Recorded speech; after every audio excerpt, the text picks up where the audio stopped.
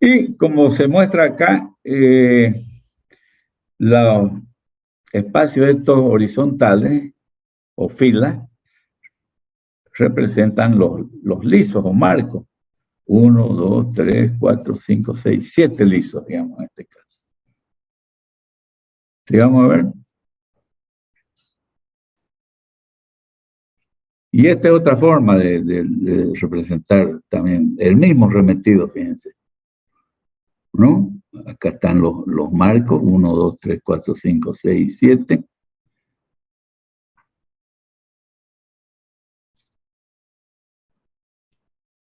¿No? Aquí, ¿no? 1, 2, 3, 4, 3, 4, nuevamente 5, 5, etcétera, etcétera, ¿no? Entonces, hay lo que se llaman las órdenes de remetido. Hay diferentes tipos de órdenes de remetido dependiendo de la secuencia en que van dispuestos los hilos en el remetido, ¿no? El remetido llamado, la orden de remetido seguido, llamado seguido, es aquel remetido en el cual el primer hilo pasa por el liso 1, el segundo hilo pasa por el liso 2, el tercer hilo pasa por el liso 3 y así sucesivamente. Lo vemos en la figura 5.2, ¿no? Lo vamos a ver después. El remetido salteado es cuando la secuencia de los hilos no corresponde a la secuencia de los lisos. Y esta última, o sea, la secuencia de los lisos, da saltos en forma alternada. La representa en la figura 5.3. En este caso, el liso 1 pasa por el hilo 1, pasa por el liso 1, el hilo 2 pasa por el liso 3, el hilo 3 por el liso 5, así va saltando de 2 en 2. Ah, se repite otra vez esto, fíjense. El hilo 2 pasa por el liso 2, el hilo 4 pasa por el liso 2, el 5, entonces, ¿no? Ese es el salteado. Vamos a la siguiente hojita. A retorno. Es un remetido simétrico, donde la orden de remetido cambia de dirección en un punto determinado que presenta un eje de simetría con dos hilos consecutivos que pasan por el mismo liso, la figura 5.4. También hay la orden de remetido a punta y retorno, es muy similar a la anterior,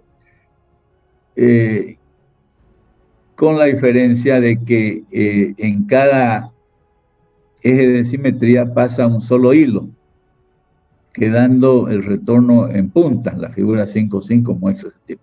Después hay una orden de remetido llamado mixto, donde el remetido está compuesto por varios de los remetidos citados anteriormente.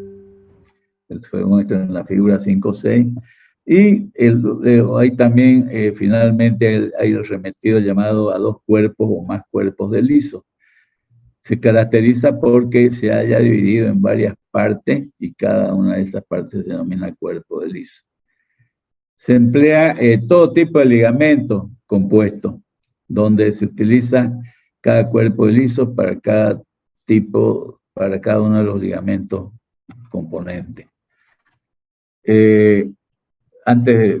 Vamos a ver el anudado. ¿Qué es el remetido? El remetido, entonces, hay que hacerlo cada vez que se cambia la tela que se va a fabricar. Es decir, estamos fabricando una popelina, por ejemplo, que tiene determinada forma de ligamento, y la fábrica terminó de fabricar la popelina y ahora va a fabricar una franela, digamos, que tiene diferentes características. Entonces hay que cambiar, es otro diseño, digamos, ¿no? Entonces, por lo tanto, no es el mismo remetido. Para hacer esa tela se requiere otro tipo de remetido, ¿no es cierto? En ese caso, digamos, hay que hacer el remetido en la fábrica cada vez que se cambia el diseño de la tela.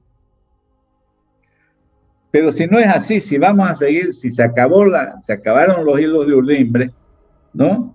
En el telar, y resulta que la fábrica va a seguir haciendo el mismo tipo de tela, la misma popelina, por ejemplo, o la misma franela, entonces no es necesario hacer el remetido, sino que hay que hacer es un anudado solamente, que es un acoplado de los hilos de ulimbre, de los cabos que resultan de los hilos de ulimbre que se está acabando, con unos nuevos hilos de ulimbre dispuestos de la misma manera. En ese caso solamente hay que hacer los empalmes.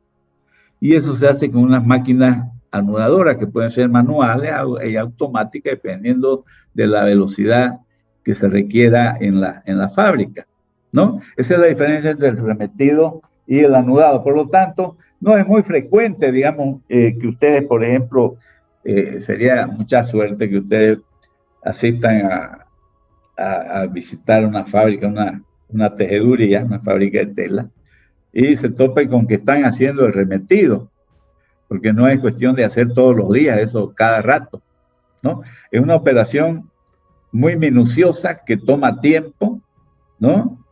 Y que requiere experiencia de los operarios. Bueno, sigamos a ver. Ya saben que es el anudado. Entonces aquí se muestran los remetidos, tipos, las órdenes de remetido que hemos visto, ¿no? El seguido, fíjense, ¿no? El hilo 1 pasa por el liso 1, el hilo 2 para por el liso 2, el hilo 3 por el liso 3 y así sucesivamente. Y este es el otro, el salteado, ¿no? El hilo 1 pasa por el liso 1, el hilo 2 por el liso 3, el hilo 3 por el liso 5, el hilo 4 por el liso 6, ¿no? El hilo 5 por el liso 8, así, ¿no? Y igual se puede repetir, ¿no? Acá, en otro.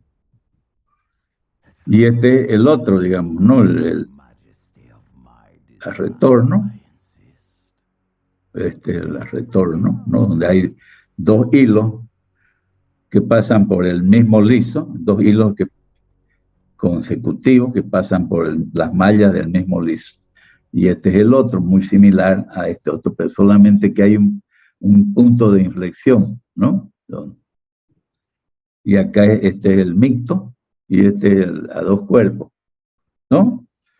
Son las representaciones de las órdenes de remetido. Sigamos a ver. Y decimos nosotros que hemos venido hablando de las mallas de los lisos. Entonces, ¿qué es la malla? Aquí hay representado, por ejemplo, un liso, ¿no? Es un liso esto. Y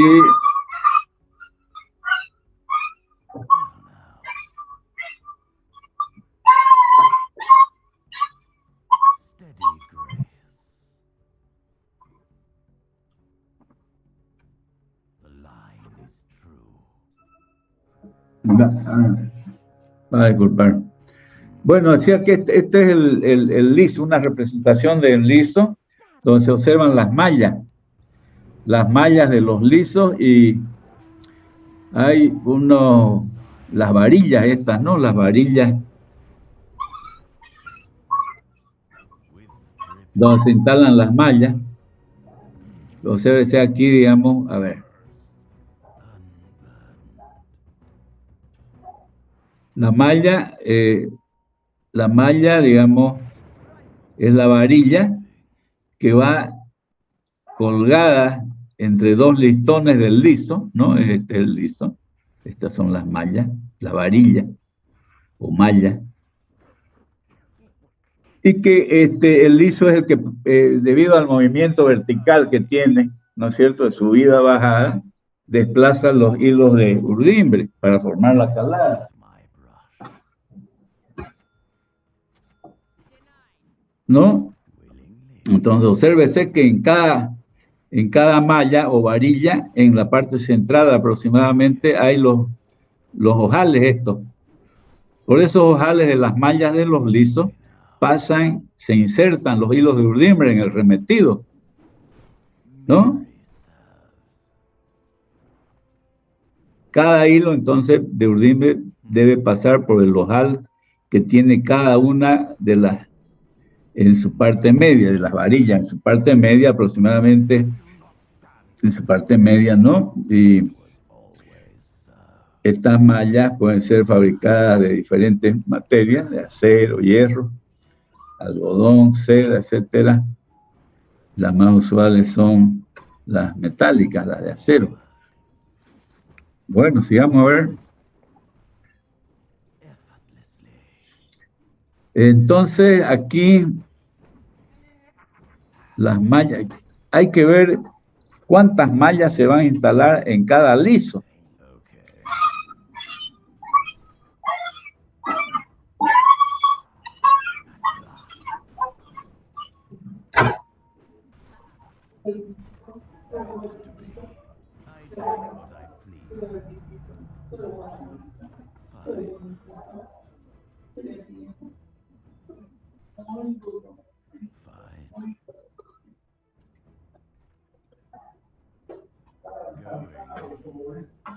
Your top tower is under attack. As expected.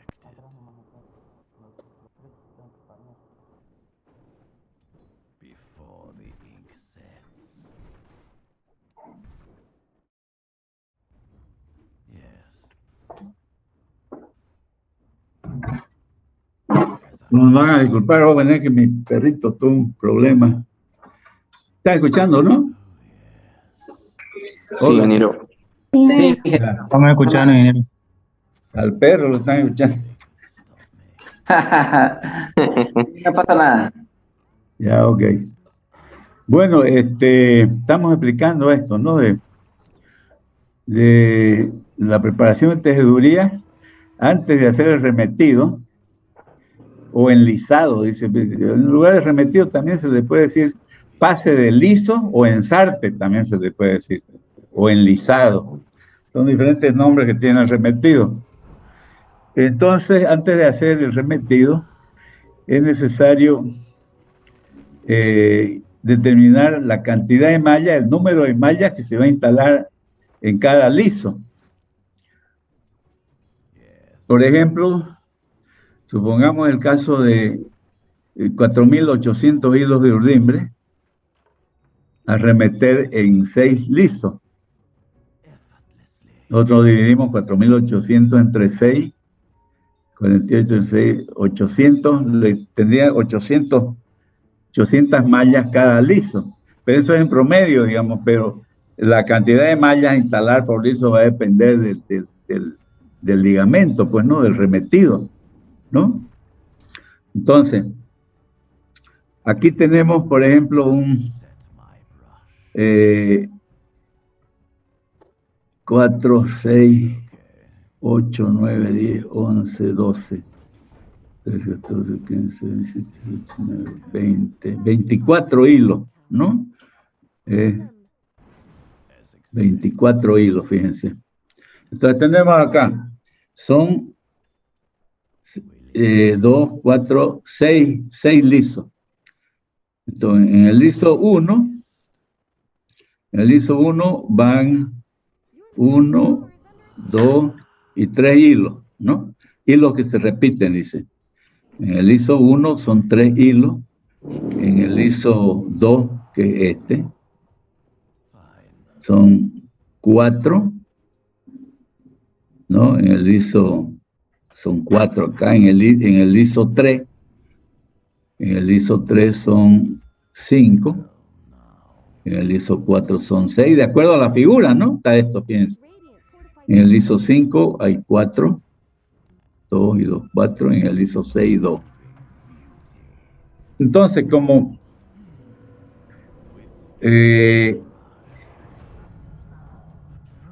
tiene 24 hilos el ligamento, ¿no? 24 hilos de urdimbre. Y la totalidad de hilos de urdimbre es de 4.800 entre 24.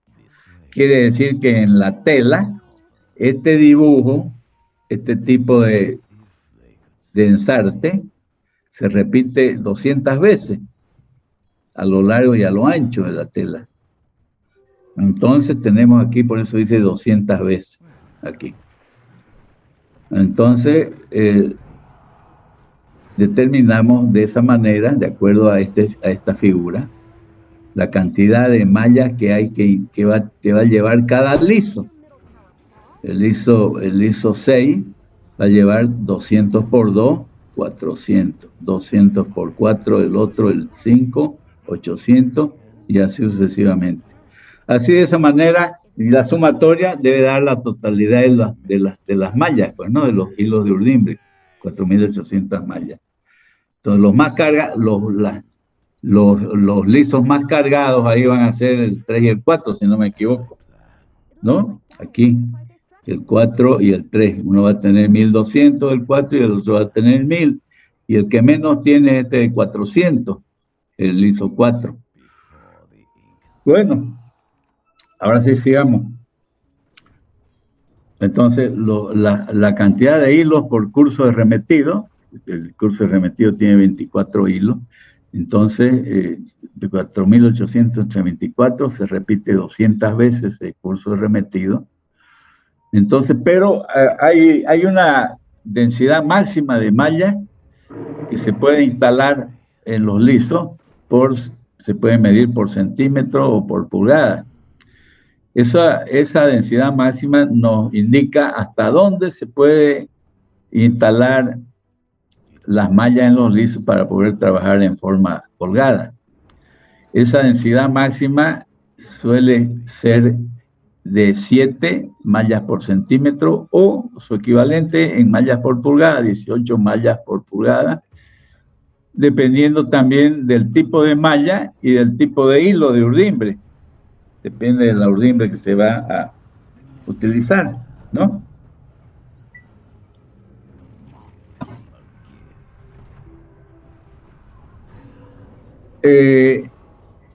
La densidad de mallas por centímetro o mallas por pulgada es igual a la cantidad promedio de mallas por liso, que son 4.800 entre 24, perdón, 4.800 entre los 6 lisos, son 800, ¿no? Dividido entre el ancho que va a ocupar la urdimbre en el peine, que de acuerdo al ejemplo que hemos venido desarrollando son 65 pulgadas. Entonces, dividiendo este 800 entre 65, tenemos los siguientes valores: 12.3 mallas por pulgada o su equivalente a 4.84 mallas por centímetro. ¿No es cierto? Entonces, de acuerdo a eso, vemos de que está dentro de los límites permitidos, porque lo máximo podrían 18 mallas por pulgada. Aquí estamos con 12.3 o 13, digamos, o 12. ¿No es cierto? Y lo mismo calculando por centímetro. Densidad máxima de malla.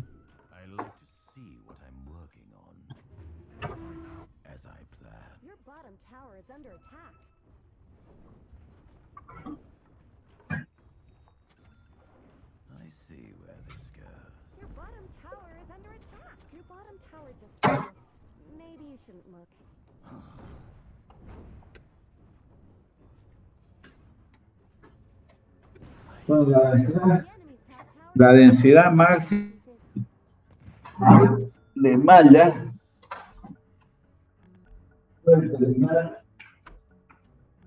en teoría al menos, la densidad máxima de malla es, digamos, para lograr una densidad máxima de mallas por liso, hay que dividir la cantidad de mallas que que contiene with dripping brush.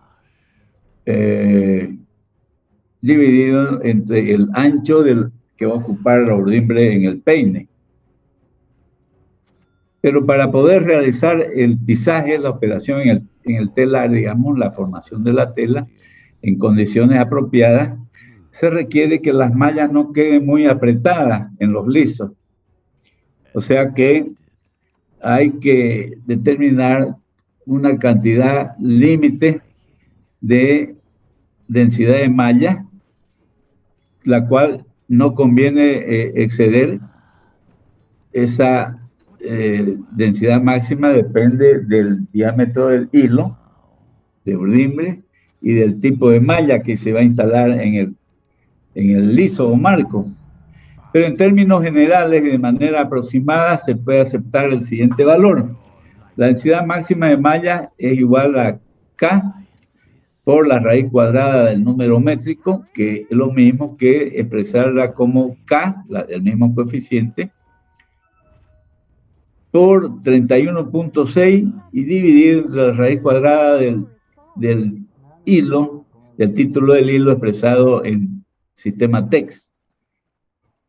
K es un coeficiente que toma un valor dependiendo del tipo de fibra,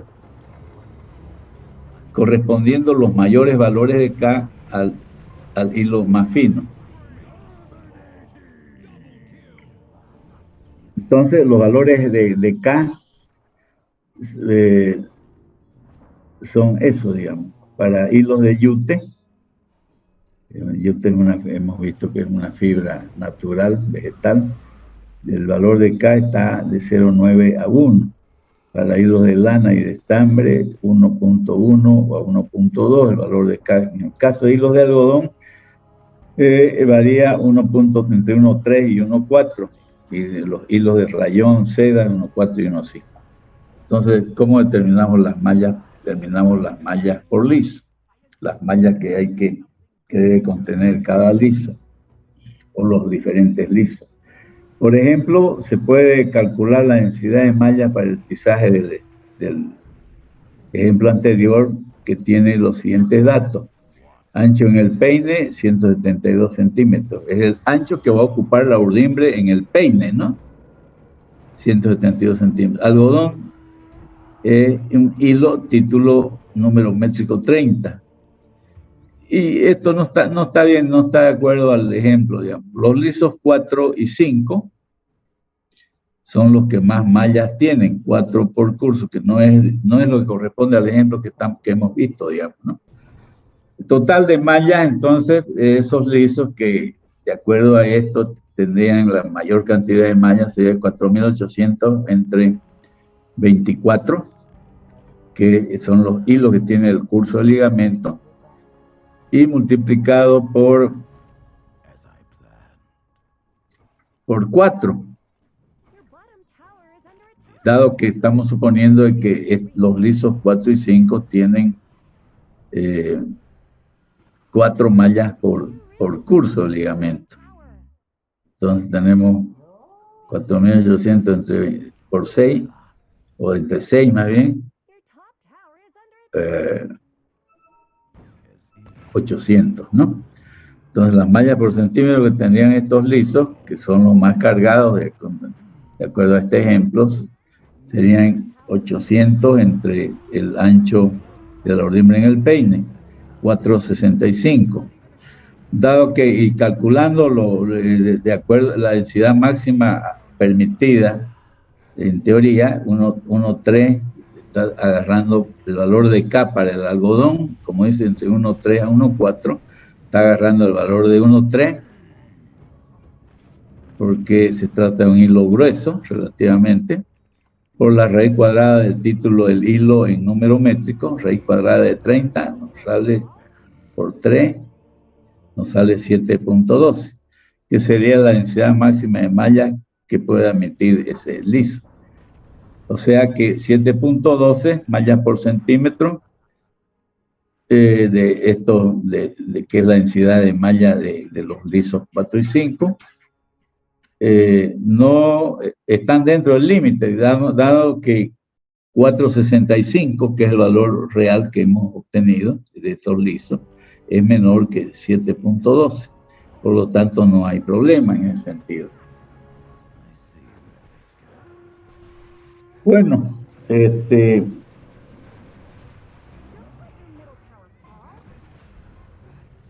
ya, entonces, igual que todo lo que hemos visto, se llama preparación de la urdimbre, pero igual como hemos hecho preparación de la urdimbre, también la otra serie de hilos que se conoce como trama, también requiere preparación y se llama, por lo tanto, preparación de la trama. Entonces, lo mismo, digamos, puede requerir tramas teñidas, mercerizadas, ¿no es cierto?, blanqueada, o algún tipo igual que se procede con la urdimbre, ¿no es cierto? Entonces, si se trata de tejido crudo, generalmente se puede aprovechar el hilo dispuesto en los canutitos esos que salen de las máquinas de hilar o de las máquinas retorcedoras, cuando se trata de hilos retorcidos. Muchas veces, antes de las operaciones en húmedo, como teñido, mercerizado, ¿no?, que se requieren un tratamiento químico, muchas veces es necesario hacer algunas otras operaciones de preparación mecánica, por ejemplo, el chamuscado, ¿no? Entonces, como dice acá, a menudo hay que chamuscar el hilo, la trama, ¿no?, para lograr eliminar la pelusilla de las fibrillas salientes que son características de los hilos de urdimbre, no solamente de la urdimbre, sino también de la trama. También se puede realizar el acabado, digamos, como operaciones de acabado, como el lavado, blanqueo, teñido, igual que en la preparación de la urdimbre. Hemos visto que para mercerizar o incluso para teñir, ¿no es cierto?, es usualmente preferible hacerlo, o sea, cuando se quiere teñir el hilo o se quiere mercerizar, solo el mercerizado de hilo se hace solamente disponiéndolo en madeja, no hay otra forma de mercerizar el hilo. Y para hacer el teñido también es preferible teñir las madejas que teñir los conos de hilo, como por un proceso más largo, como hemos visto. Entonces, el liado en madeja, el formado de las madejas o devanado o llevado a madeja de la trama, digamos, se realiza en máquinas especiales, se llaman devanadoras, donde el hilo que se desarrolla de la usada de las máquinas continuas o de las retorcedoras debe pasar primero por una placa guía, luego por un guía hilo, un primer guía hilo de alambre, luego se apoya en una varilla horizontal de vidrio, pasa por un segundo guía hilo y de ahí va a enrollarse en la devanadora. La devanadora está formada por un cubo con 6 rayos o brazos que sostienen 6 reglas de madera que constituyen un tambor hexagonal sobre el que se arrolla el hilo. Yo creo que como ustedes ya hemos visto eso, ¿no? Es un tambor hexagonal que tiene un perímetro que varía dependiendo si la devanadora es métrica o es inglesa, ¿no? En la devanadora ordinaria o devanadora inglesa, ¿cierto? Entonces, ¿qué es la madeja? La madeja es una longitud de hilo que varía, ¿no?, dependiendo del sistema que se utiliza. La madeja inglesa tiene 840 yardas por libra, y que es lo que da origen al título del hilo expresado en número, el NE, pues, ¿no?, el número inglés. Y si la devanadora es métrica, la madeja tiene una longitud de 1000 metros. Y eso depende del perímetro de del tambor hexagonal sobre el que se forma el hilo, ¿no? Entonces, en la devanadora ordinaria, no es que sea ordinaria, no sea la devanadora común, cada vez que se ha arrollado una determinada longitud de hilo llamada troquillón, el guiahilo corre paralelamente al eje del tambor y se repite esta operación n veces como troquillones se requieren para formar la madeja. Para formar madejas cruzadas, donde el hilo va dispuesto en forma cruzada, ¿no? El guiahilo se mueve en forma continua de izquierda a derecha y de derecha a izquierda, hasta que se arrolla una longitud que corresponde a un troquillón helicoidal y luego corre para empezar otro troquillón. La devanadora inglesa tiene un perímetro, el tambor hexagonal tiene un perímetro de 1.5 yardas y por lo tanto da 80 vueltas el hilo a ese perímetro para lograr arrollar lo que se llama un troquillón, que son 120 yardas. ¿Sí? ¿De dónde sale? De 80 vueltas por 1,5 yardas cada vuelta. 80 por 1,5 son 220. ¿No? Entonces, y 7 troquillones, 120 por 7, son los 840 yardas que constituye la madeja. Si la madeja métrica ha sido formada en la devanadora métrica, entonces el perímetro del aspe hexagonal, del tambor hexagonal, ya no es 1.5 yardas, sino que tiene un entero 3/7 de metros de largo. Entonces, aquí tenemos 1 por 3, 1 por 7 más 3, ¿no? Así funciona el quebrado. Son 10 séptimos. Entonces, dando 70 vueltas, vamos a tener un troquillón que equivale a 100 metros. Y 10 troquillones hacen los 1000 metros, que es la longitud de la madeja métrica. Ok.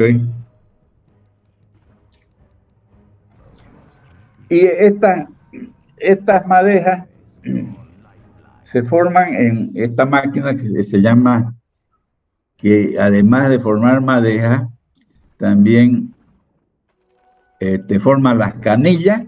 Las canillas son los dispositivos donde se embobina el hilo de trama, ¿no es cierto? Se forman, digamos,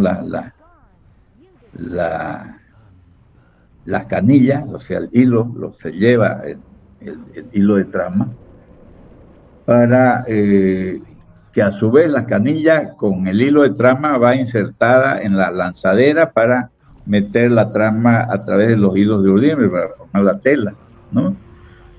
Entonces, estas máquinas también forman canillas para las lanzaderas. Estas máquinas constan de un aspe, ¿no? Que es esto que el tambor hexagonal es el que se forma para formar las madejas.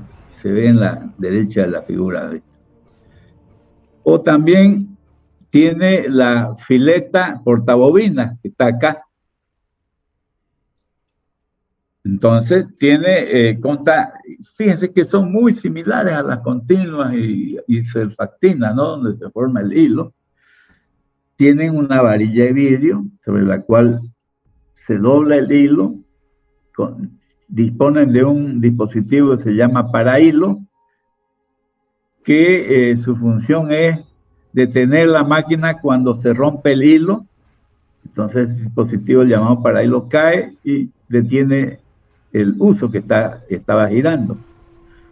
Además de eso, tiene un guiahilo, ¿no? Para guiar hilos de alambre donde pasan los hilos, cuyo movimiento, que tiene un movimiento, y fíjense, igualito a la continua de hilar, ¿no? Que tiene un movimiento ascendente y descendente, y que va arrollando, ese movimiento ascendente va arrollando el hilo. Y también consta del uso sobre el cual va arrollado el hilo que va a constituir la canilla. Además tiene portamanguitos que le dan a los manguitos su movimiento de rotación mediante engranaje, movimiento que a su vez es comunicado al uso de la máquina. Entonces, sigamos a ver.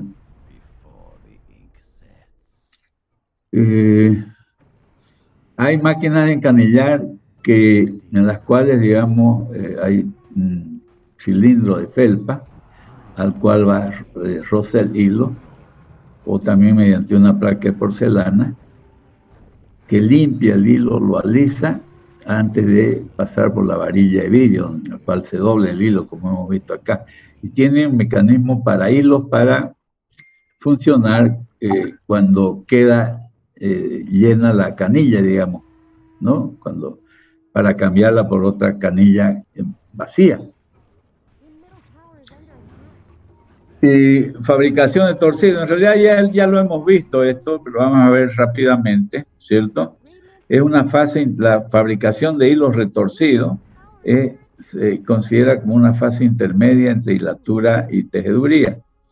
A veces se precede un devanado de varios hilos, que es el doblado que hemos visto, ¿no? Y a veces es necesario, aunque aparentemente es un proceso adicional que no se justifica, pero no es tan así como hemos visto. Entonces, el devanado coloca los hilos en forma paralela en un mismo dispositivo, paralela uno hilo con otro en una misma bobina, ¿no? Los hilos retorcidos son hilos que se obtienen por una torsión de otro, o sea, agarramos un hilo de un solo cabo que tiene ya su torsión y lo retorcemos a ese hilo. Ese es un retorcido, ¿no? En el mismo sentido que tiene la torsión del hilo simple. O también se obtienen por torsión de dos o más hilos, de dos o más cabos de hilo, que se reúnen en conjunto y se lo retuerce con una retorsión contraria a la torsión de los hilos componentes, para lograr un hilo retorcido de un solo cabo. Entonces se utilizan para ello máquinas similares a las continuas de hilar o a las selfactinas. O sea, las selfactinas es una versión anterior, son self-factinas, o sea, self en inglés es automático, ¿no? La selfie, por ejemplo, de los celulares, ¿no? Se va a tomar una selfie uno mismo, digamos, ¿no? Es de una versión anterior, digamos, de las continuas, semicontinuas vendría a ser, ¿no? Entonces, retorciendo los hilos en el mismo sentido de la propia torsión original, lo que hacemos es aumentar la torsión de aquellos en la cantidad equivalente al torcido que se les da. Y el exceso, en este caso, se le da en la torsión en el mismo sentido, se traduce en un hilo de aspecto irregular. En cambio, si retorcemos los cabos en sentido contrario, con una torsión contraria a la original, a cada vuelta de retorcido que le hacemos, estamos deshaciendo una torsión primitiva. Y como resultado vamos a obtener un hilo de dos o más cabos retorcidos, más uniforme, más liso, ¿no? Entonces, en general, los retorcidos de más de 3 cabos se fabrican en 2 tiempos. Primero es el doblado, ¿no? Doblar el hilo de 2 o 3 cabos, y en el segundo ya se hace el retorcido para formar el cordón.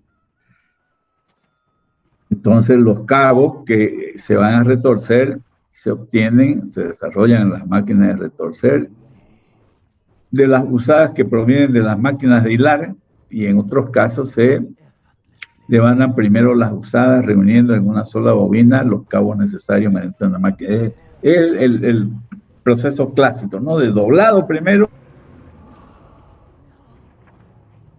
y después retorcido en una retorcedora de doble torsión. Ese es el proceso indirecto, digamos, ¿no? Previo doblado y después el segundo paso retorcido. Y la otra es la alimentación directa con bobinas individuales, ¿no? Directo al retorcido. Entonces ya hemos explicado que esa subdivisión en hacer primero el doblado y después el retorcido resulta más barata porque al final resulta en un hilo de mejor calidad y donde no se dan, digamos, normalmente quejas de parte del cliente que utiliza nuestros hilos retorcidos para fabricar a su vez su producto. Sigamos a ver.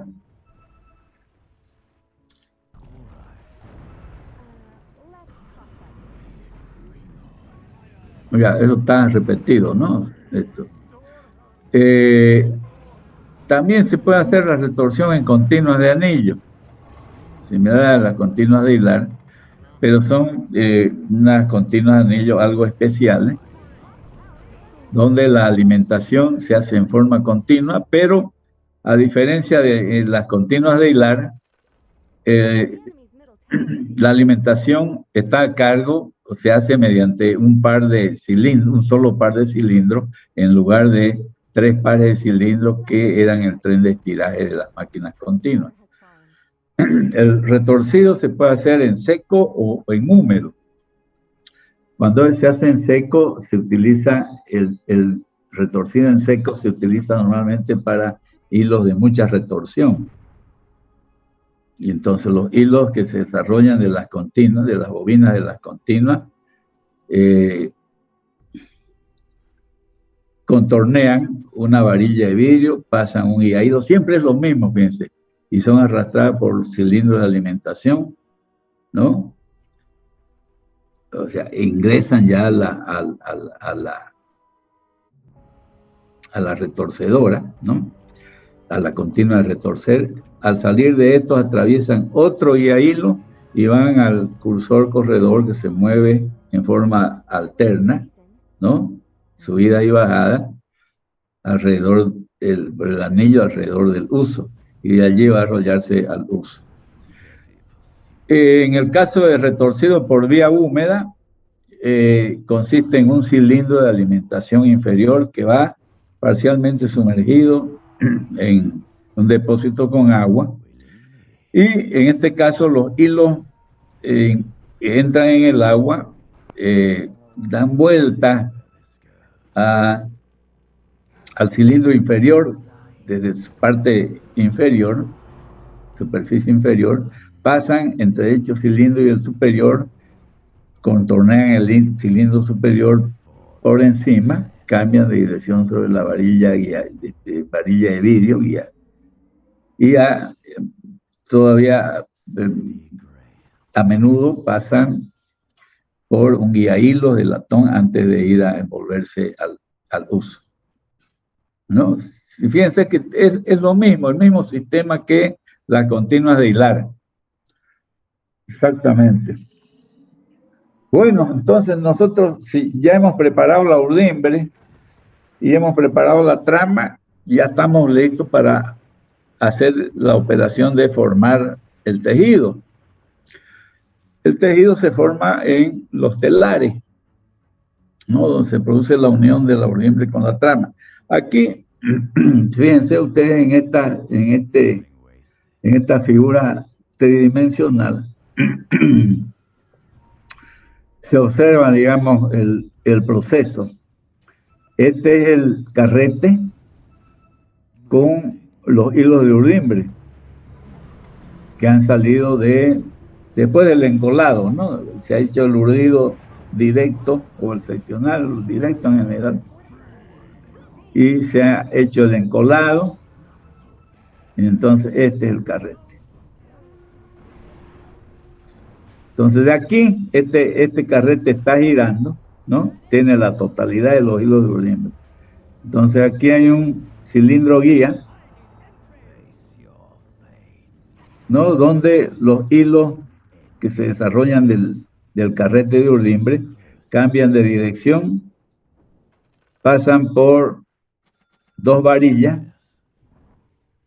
que los separan en 2, dado que unos pasan primero por encima y otros por debajo, y forman una especie de cruz acá, para facilitar la ubicación de un hilo cuando hay rotura del hilo, porque los hilos van tensos, ¿no? Entonces es frecuente, digamos, la ruptura de los hilos de Urdimbre. Entonces hasta aquí, y después aquí hay representados dos lisos, fíjense, ¿no?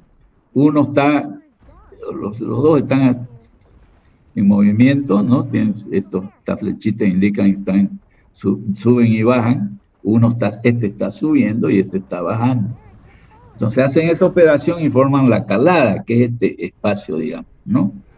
Los hilos de Urdimbre han sido divididos en dos, digamos. Unos son subidos por el movimiento del liso, de un liso, y los otros hilos de Urdimbre son bajados por el movimiento de los otros lisos. Entonces se forma la calada. Y entonces aquí aparece el peine también.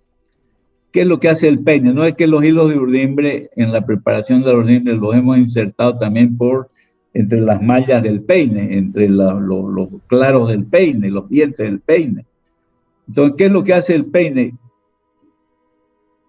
Aquí entra el hilo de trama, con la lanzadera o cualquier otro dispositivo de insertar la trama. Entonces, lo que hace el peine, pasa el hilo de trama y lo que hace es ir apegando el hilo de trama que pasa, el peine lo va apegando a la parte ya formada del tejido. Aquí ya se está formando el tejido, fíjense, ya se ha formado la tela. Y entonces, ¿cuál es la producción del telar? La velocidad que ingresa el hilo de trama para ir formando la tela, ¿no? Entonces esa tela se enrolla en este cilindro o en julio y va a enrollarse al plegador de tela acá. Fíjense bonito, ¿no? Se entiende aquí Entonces acá lo que vamos a explicar es el proceso de tizaje con esta figura. Nosotros acá, digamos, va de derecha a izquierda el proceso, se ejecuta el proceso, se va desarrollando, y aquí al revés, digamos, ¿no? Por la figura, pues, ¿no? Este carrete, digamos, es el carrete del engulio donde van los hilos de Urdimbre, es en otras palabras. Esto es esto. Estas varillas son estos dos de aquí, ¿no? Y así sucesivamente. Aquí hay dos marcos también, fíjense, este y este, son estos dos marquitos de acá. Y acá ya aparece el peine, ya los otros cilindros, digamos, donde ya se va arrollando cilindros de arrastre y cilindros donde se va a arrollar la tela, digamos, por cilindros de arrastre. Y el batán del telar. Entonces, vemos, digamos, la urdimbre procedente de la preparación de la urdimbre va arrollada en el tambor 1, es este. Tambor 1 del telar llamado enjulio. Y de ese enjulio, los hilos de urdimbre se van tensos, pero van desarrollándose, ¿no? En forma paralela y tenso, en un ancho aproximadamente igual al ancho que va a tener la tela que se va a estar formando, ¿no?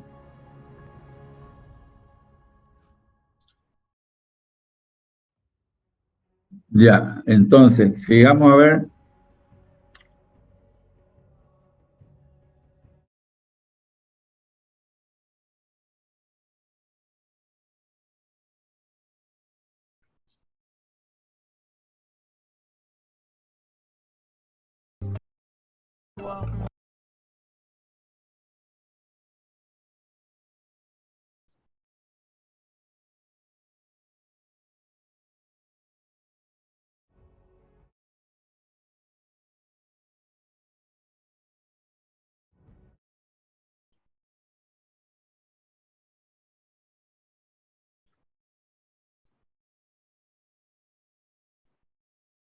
Bueno, los hilos cambian de dirección, los hilos de urdimbre cambian de dirección sobre la regla de hilos 2, digamos, ¿no?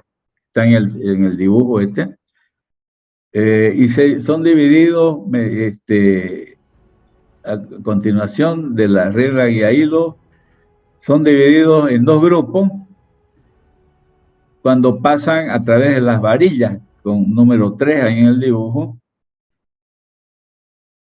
Al pasar en forma alternada, por encima y luego por debajo de ellas, de las varillas, formando una especie de cruz cuyo objetivo es facilitar la búsqueda de un hilo cuando se rompe. Luego pasan por los ojetes de las mallas de los lisos. Ya sabemos qué es eso, ¿no? Lo hemos explicado con abundancia. Ahí hay dos lisos representados en la figura con número 5. Y después de pasar por los lisos, pasan por las mallas del peine oscilante, del peine 6, donde el peine aprisiona el hilo de trama que en ese punto cruza entre los hilos de urdimbre.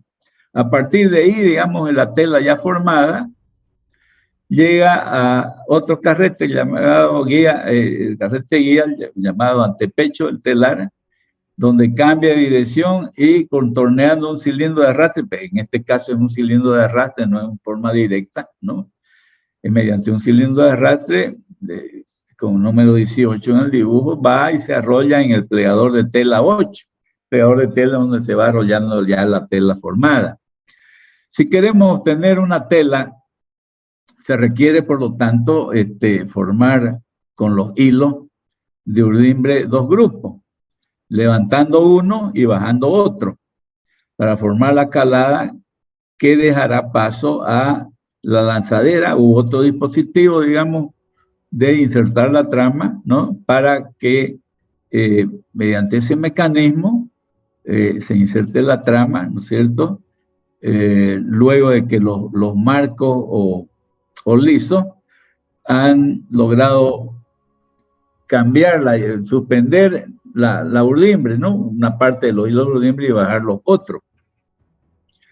Entonces, es así, digamos, en forma alterna, digamos, los lisos, ¿no? Suspenden un grupo de hilos de urdimbre y hacen bajar otro liso, digamos, baja la otra parte correspondiente al segundo grupo de los hilos de urdimbre. En ese caso se forma la calada llamada completa o simétrica, ¿no? Es una calada completa porque un grupo de hilos de urdimbre suben y el otro baja, entonces forma un espacio simétrico, ¿no? Es la calada completa. Sin embargo, no siempre es así, digamos. A veces el segundo grupo de hilos de urdimbre no se mueve, o sea, los marcos no los mueven, ¿no? Entonces, en ese caso, se forma la calada incompleta alta, o también puede formarse la calada incompleta baja, ¿no? Dependiendo del movimiento del segundo liso. A veces este segundo liso, la lanzadera está con número 9 ahí, la lanzadera que es la que mete el hilo de trama que va contenido en la canilla, digamos, cuando el telar funciona con lanzadera. Pero vamos a ver de que también hay otros mecanismos más modernos para insertar la trama sin utilizar la canilla ni la lanzadera. O sea, no es necesario formar canilla, ya en otras palabras. Bueno. Entonces, la lanzadera cruza en la proximidad del punto de abertura máxima de la calada en forma alterna de derecha a izquierda y de izquierda a derecha. Después de cada pasada, de que pasa la lanzadera con el hilo de trama, cada pasada, el peine oscilante, el peine 6, aprieta el hilo de trama contra la parte ya formada de la tela, para que la tela resulte compacta y para que también el hilo de trama no dificulte la pasada siguiente. Con esa finalidad, digamos, el peine va montado en un dispositivo que se llama el batán, que se haya formado a su vez por la tabla 10, dos montantes 11 articulados en soportes 12. Y que recibe movimiento ese batán por un mecanismo de biela y de manubrio, 13 y 14 respectivamente en el libro, desde el árbol del telar 15, que se haya dotado de polea fija y polea loca, 15, 16 y 17. Dado que los lisos suben y bajan siempre en el mismo plano vertical, la abertura máxima de la urdimbre para formar la calada se produce siempre para la misma posición del batán. Y para que las pasadas de trama siempre ocupen la misma posición en relación al antepecho del telar. Se requiere que después de cada pasada del dispositivo de insertar la trama, el plegador arrolle una cantidad de tejido siempre igual al grosor del hilo de trama. Es decir, que debe haber una correspondencia, fíjense, ¿no? O sea, el grosor del hilo de trama, ¿no? El diámetro del hilo de trama es lo que define la producción de la tela, ¿no? Ya que el peine va apretando a la parte ya formada de la tela. Entonces, con la velocidad que va a insertarse la trama, entonces eso va a dar la productividad del telar, la producción del telar. Entonces, debe haber una correspondencia, fíjense, ¿no? Debe haber, arrollar el plegador de tela, el plegador donde se arrolla la tela, ¿no? Debe girar una determinada, equivalente a una determinada longitud de la tela ya formada, y que se debe corresponder con la longitud de la urdimbre que está ingresando, digamos, para formar la tela, ¿cierto?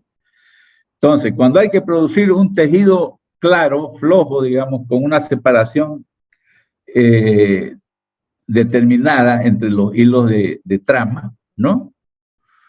Será necesario que el plegador arrolle cada vez, arrolle cada vez una longitud de tela, el plegador de tela, ¿no? Arrolle una longitud de tela cada vez mayor al grosor del hilo de trama. Para obtener, y al revés, digamos, si queremos una tela que esté muy densa entre los hilos de trama, digamos, la cantidad de tela arrollada en el plegador debe ser algo menor que el grosor del hilo de trama. Es obvio, ¿no? Entonces, el arrollado sucesivo de la tela se consigue porque el plegador en sí, después de cada pasada, gira un ángulo determinado, tal que el arco desarrollado en el punto donde se arrolla la tela equivale a la longitud que debe avanzar esta. Y dado que el radio de arrollamiento va aumentando, el ángulo referido ha de ser más pequeño cada vez. Es obvio, ¿no? Entonces, a medida que, imaginémonos que el enjulio, digamos, el carrete del plegador donde se arrolla la tela, va arrollándose la tela, ¿no? Entonces, a medida que se va arrollando, va creciendo el diámetro del rollo. Entonces, a medida que crece el diámetro del rollo, la longitud, digamos, de la circunferencia va a ser la misma para un ángulo cada vez menor, más chico, ¿no? A medida que se hace más grande el rollo, la longitud, digamos, en el perímetro, ¿no? Esa porción va a requerir un ángulo cada vez más chico. A eso se refiere, ¿no? Un poquito difícil de explicar, pero bueno, es eso. Ya, ok. Hay el arrollado indirecto, como se muestra acá en la figura esta, ¿no? Donde se hace mediante un cilindro de arrastre. Pero también hay el arrollado directo, que es otro sistema, digamos, de arrollado de la tela en el plegador. Por impulso, en este caso se hace por impulso del mismo plegador en sí. Entonces, de cualquiera de las dos maneras, se determina un avance de la tela que es independiente de las irregularidades de grosor del hilo de la trama. A la longitud del tejido arrollado en el plegador le debe corresponder una longitud equivalente de urdimbre que se arrolla, que sale del enjulio, del carrete donde están los hilos, siempre y cuando aquella siempre se mantenga uniformemente tensa. Pero no es así, pues, porque para formar la calada, ¿no es cierto?, los hilos de urdimbre son desplazados de su posición original. Entonces varía la tensión de los hilos. La tensión de la urdimbre varía cuando se abre para dar paso a la lanzadera o cualquier otro mecanismo de insertar la trama, ¿no? Dado que en ese caso, en vez de una línea recta, los hilos de urdimbre forman una línea quebrada de mayor longitud. Ese exceso de longitud para formar la calada debe suministrarlo en julio, donde va arrollado la urdimbre, y cobrándolo de nuevo al cerrarse la urdimbre. Sigamos a ver. Bueno, ese es el proceso para obtener la tela. Esto que hemos visto es un telar, cómo funciona un telar a lanzadera. Y hemos visto con una sola lanzadera y dos marcos o lisos, digamos, ¿no? Para formar la calada. Pero hay variantes del telar. El telar común, que es el telar a lanzadera, está habilitado para desarrollar el proceso de tizaje con trama de color, ¿no? De un solo color, de un solo tipo de fibra, de un hilo de un determinado título o calidad, ¿no? Pero cuando esas características del hilo de trama debe variar en forma periódica, es necesario utilizar otros tipos de telares, variantes de este telar común. Entonces, el telar sencillo, como el que hemos visto, dispone de una sola lanzadera y por lo tanto trabaja con un solo tipo de hilo, digamos, un solo color de trama, un solo tipo de fibra de la trama, una trama de un determinado número, entonces, ¿no? Entonces, por lo tanto, digamos, los telares, hay telares, digamos, hay variaciones del telar, por ejemplo, los telares con cambio de lanzadera. Cambio de lanzadera, digamos, cambian la lanzadera con canilla vacía por una lanzadera con canilla llena, o cambian la canilla también, eso es otro tipo de telares, ¿no?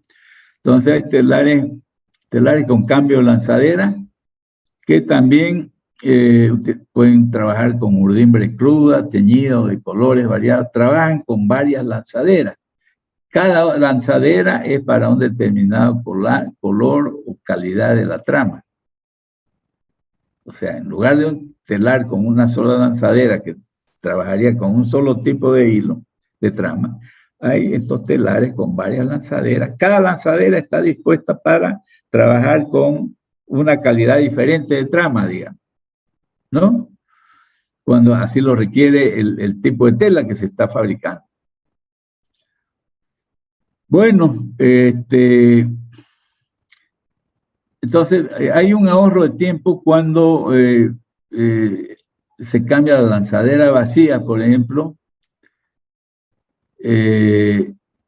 Para este caso, digamos, para ahorrar el tiempo, hay telares con recambio de la lanzadera o bien telares con recambio de las canillas.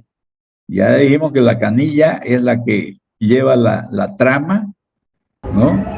Va abovenada en la canilla y la canilla con trama va insertada en la lanzadera. Esa es la forma de trabajar de los telares que funcionan con ¿Y a quién se pide permiso para pedir ¿Cómo se forma la calada? Ya hemos visto que se forma por el movimiento de los lisos. Pero ¿y cómo se mueven los lisos? ¿Cómo provocamos el movimiento de los lisos o marcos? Entonces, la formación de la calada, hay mecanismos para formar la calada.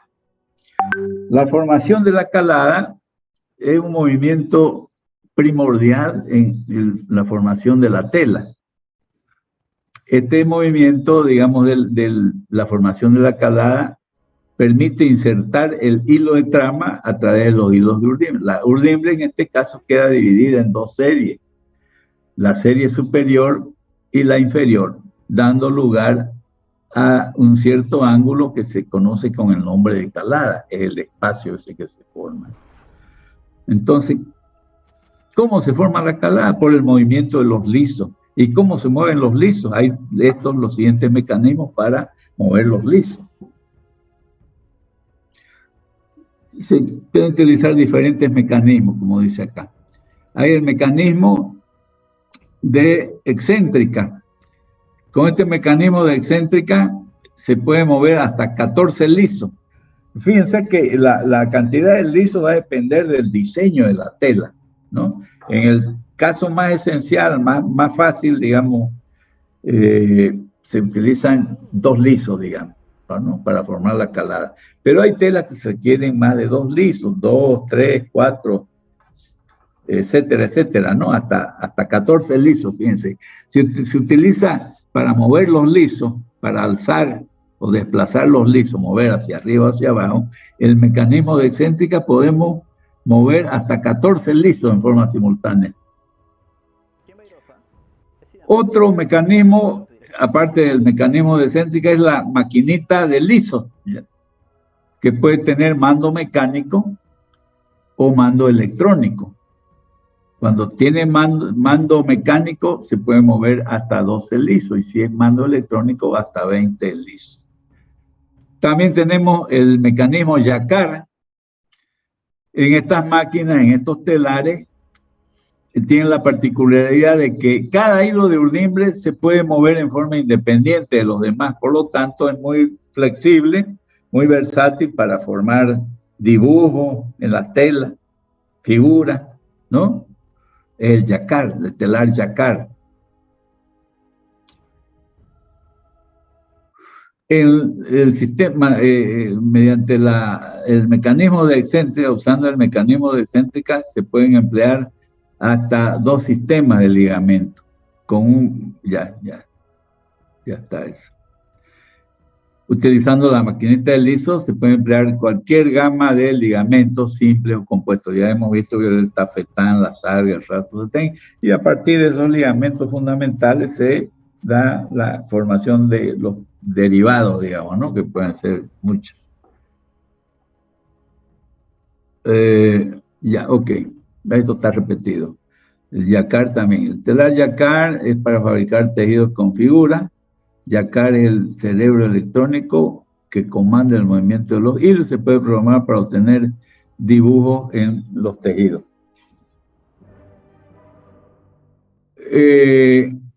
Máquinas de seguimos con la evolución de los telares, cómo han ido modificándose, ¿no? Y eso es lo que da la tecnología de los telares, estas máquinas de tejer, ¿no? Pueden ser utilizar diversos mecanismos para insertar la trama. Máquinas de tejer con toberas de aire, telares neumáticos, ¿no? En estos telares, la inserción de la trama en la calada se realiza mediante un chorro de aire principal que sale de una tobera y fluye sobre el hilo de trama. Otra variante de este telar resulta de utilizar varias toberas, ¿no es cierto? No solamente la tobera principal, funciona también con tobera neumática principal y toberas de relevo. El empleo de tobera de relevo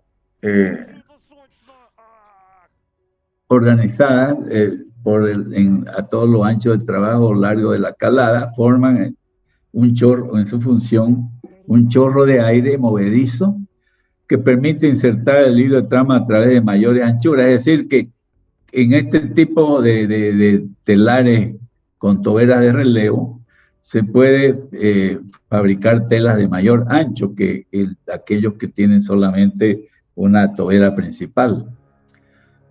En este caso, el hilo de trama se desarrolla a partir de una bobina cruzada. Bobina cruzada es decir, que están dispuestos en forma cruzada los hilos, que va instalada en un lado del telar, en el lado izquierdo del telar, y se introduce en un dispositivo llamado acumulador de trama, donde se desarrolla, se dimensiona en la longitud necesaria para su inserción. Las toberas tienen forma de agujas huecas o son parte integrante de la calada. El aire que se requiere para estos telares se toma de fuera de la sala de tizaje. La sala de tizaje es la sala donde están las máquinas de tejer, pues, ¿no? ese aire se lo filtra, y dependiendo del número de telares que hay cuando una tejeduría es grande puede tener 200, 300 telares, ¿no? Por eso dice ahí, digamos, dependiendo de la cantidad de telares que tenga la fábrica, ¿no? Se pueden utilizar uno o más compresores para comprimir el aire. Y el aire así comprimido se alimenta, se suministra mediante tuberías, conductos, canales que conducen el chorro de aire a las toberas de los telares, que pueden ser monotobera como de tobera principal o con toberas de relevo. En telares con ancho de trabajo menor a 2,5 metros, solamente se requiere la tobera de la tobera principal, o sea, son telares monotobera, y si se requiere fabricar telas de mayor ancho, lo podemos hacer con telares que además de la tobera principal tienen las toberas de relevo. Después de insertar el hilo de trama, se lo corta en ambos lados, en ambos orillos, ¿no? Para formar los orillos. Para el ligado de los orillos se emplea mecanismo de gasa de vuelta, es un tipo de mecanismo derivado de los ligamentos básicos del tejido plano, o si se utilizan hilos sintéticos, un dispositivo de corte y fusión, o sea, sensible al calor, ¿no? La presión del aire en estos telares suele ser de 3.5 bars como máximo, y la velocidad de insertar la trama, que es lo que le da la productividad del telar, bueno, este dato, digamos, es de hace 10 años ya por lo menos, ¿no? Ahí eran 1.400 metros por minuto, ahora pueden ser significativamente mayor la velocidad. También, aparte de este tipo de telares, de la lanzadera, con una o varias lanzaderas, telares neumáticos, hay los telares que utilizan proyectil como mecanismo para insertar la trama. Este tipo de telares insertan la trama mediante un proyectil que es impulsado por una barra de torsión, y es un proyectil que tiene forma asimétrica y que es girado en 180 grados después de cada pasada, después de cada inserción, para retornarlo a su posición de lanzamiento, para un nuevo lanzamiento. El giro del proyectil se logra en discos rotativos que reciben este proyectil después de cada pasada y lo giran. El hilo se inserta en la calada por ambos lados, es decir, de izquierda a derecha y de derecha a izquierda. La calada se forma mediante ratiera, es un mecanismo de formar calada. La calada para mover los lisos, que mueve 18 lisos mediante máquina Jacquard, que es la flexibilidad máxima, digamos, ¿no? En los telares en cuanto al movimiento de los hilos de trama en forma independiente. La densidad de trama se puede graduar con una densidad desde 6 hasta 60 hilos por centímetro, en cuanto a la trama, ¿no? También hay los telares, los telares que utilizan pinzas como mecanismo de insertar la trama. Son telares también para tejidos planos, en los cuales la trama se inserta en la calada por medio de pinzas hechas de aleaciones de acero o materiales sintéticos reforzados con fibras químicas. Hay diferentes tipos, 2 tipos sobre todo: telares con pinzas que insertan desde un solo lado y telares que insertan desde ambos lados. En estos telares que insertan desde ambos lados, la transferencia del hilo de trama se efectúa en el centro de la calada. En las máquinas de tejer con pinzas, la inserción de la trama se realiza de acuerdo al esquema siguiente. Entonces aquí, fíjense, los hilos de trama están en estos conos acá, ¿no? En un lado del telar. Se desarrollan en el acumulador de trama para la longitud necesaria para ser insertado. Entonces aquí, como el mecanismo es de pinza, ¿no es cierto? Utiliza pinza, ¿no? Entonces acá una pinza toma el hilo y la pinza se mueve de izquierda a derecha, digamos, ¿no? Llevando el hilo de trama. Y desde el otro extremo, de derecha a izquierda, también hay otra pinza que se mueve y se encuentran en el centro acá de la calada, en el centro del ancho de la tela, se encuentran las dos pinzas que van en sentido, se mueven en sentido contrario, ¿no? Se encuentran y la pinza de acá que tiene el hilo le transfiere el hilo a la otra pinza. Entonces, a partir de ese momento, las pinzas hacen el movimiento inverso, ¿no? El movimiento contrario. Y mediante ese mecanismo van insertando la trama para formar la tela. Aquí están los hilos de urdimbre y aquí se va formando la tela, ¿no? Aquí se observa, por ejemplo, las pinzas, ¿no? Ese otro mecanismo de este telar que trabaja con pinzas metálicas. Es también un telar moderno. Vamos a ver.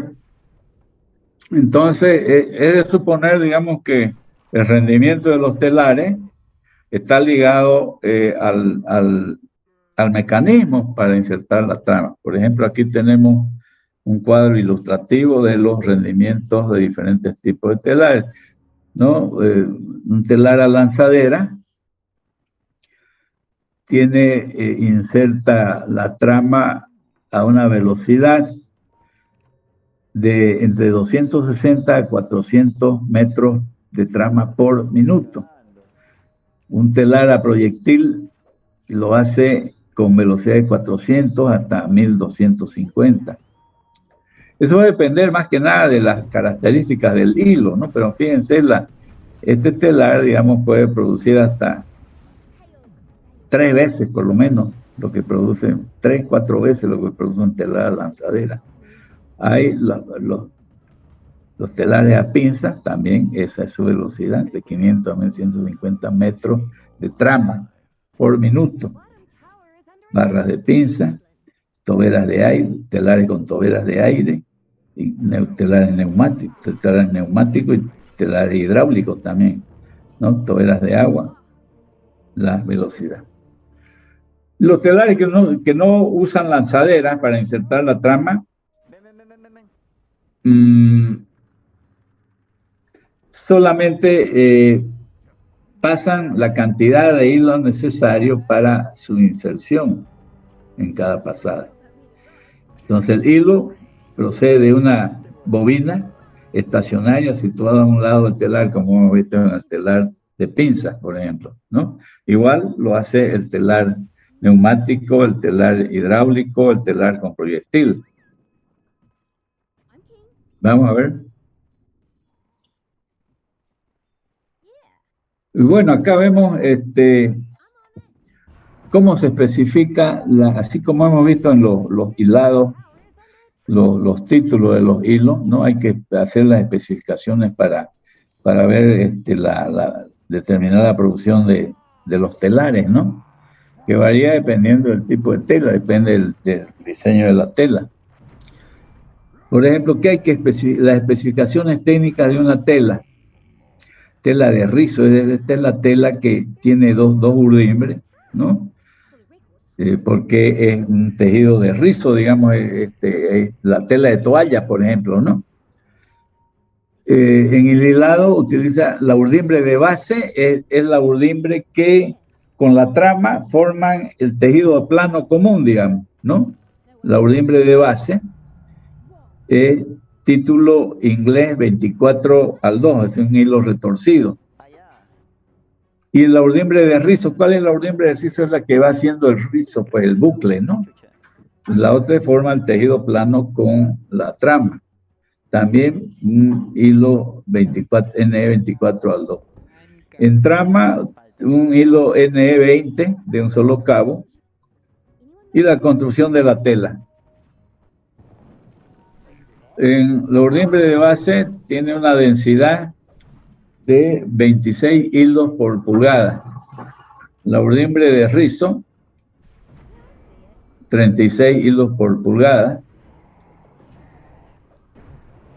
la trama 46 pasadas, obsérvese, fíjense que acá no se dice hilos, en el caso de la trama se dice pasada.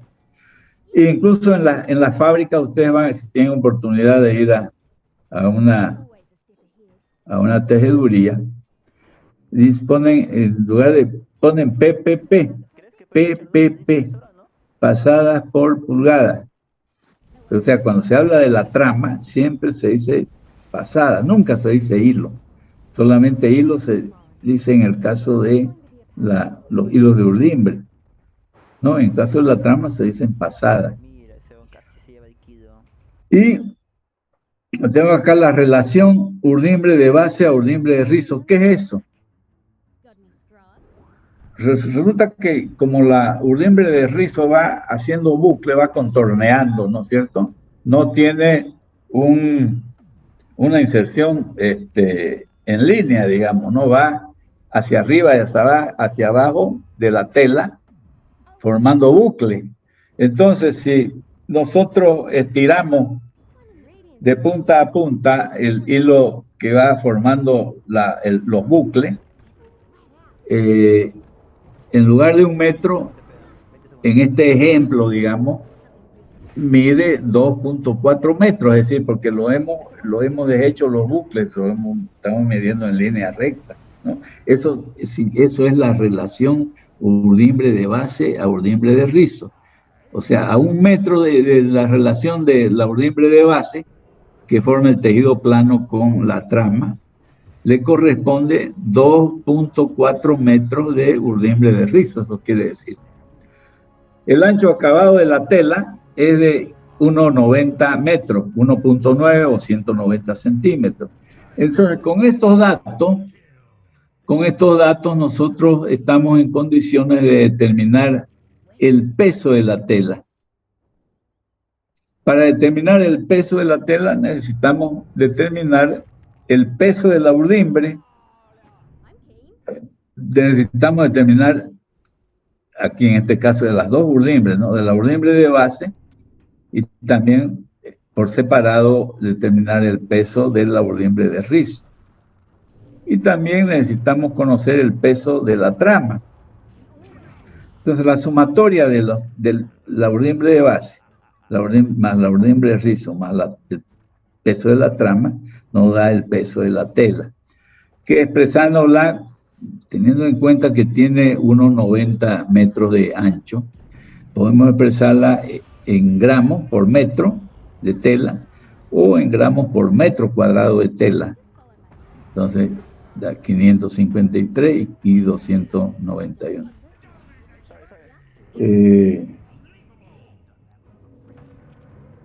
Bueno, no es más, entonces ya nosotros entraríamos a ver las operaciones de acabado de la tela, ¿no? Lo vamos a dejar para la próxima clase.